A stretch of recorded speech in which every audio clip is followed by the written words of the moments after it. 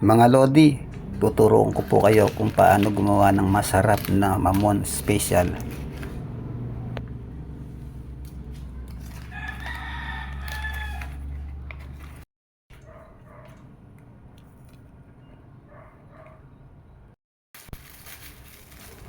Pagsamasamahin po ang mga dry ingredients gaya ng harina, asukal, baking powder at asin.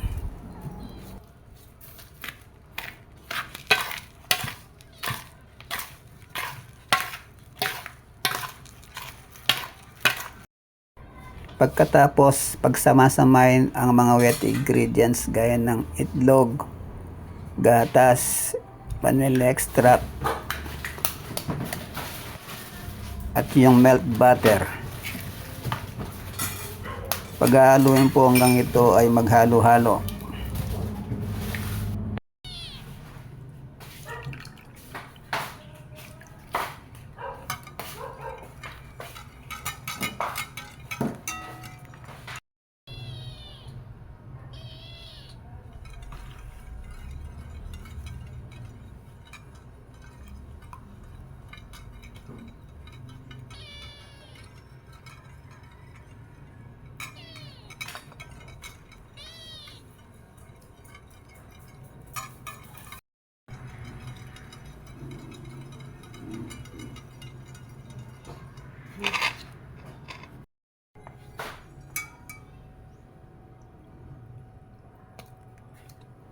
Pagkatapos, ihalo na sa dry ingredients.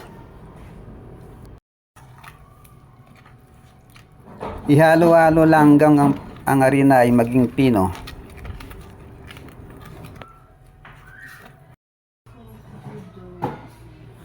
Kapag mapino na ang harina,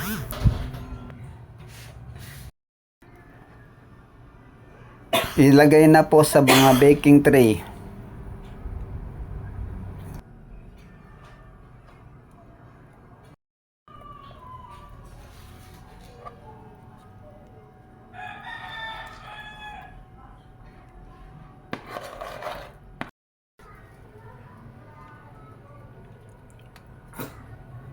Preheat muna po ang oven. I-bake sa oven ng 200 degrees Celsius ng 20 minutes.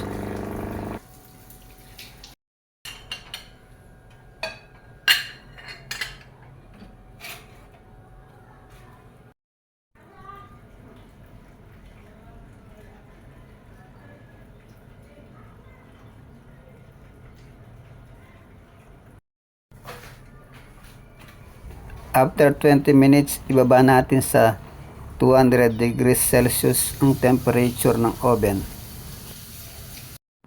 Lutuin pa ng 10 minutes sa 200 degrees Celsius ang ating mamon.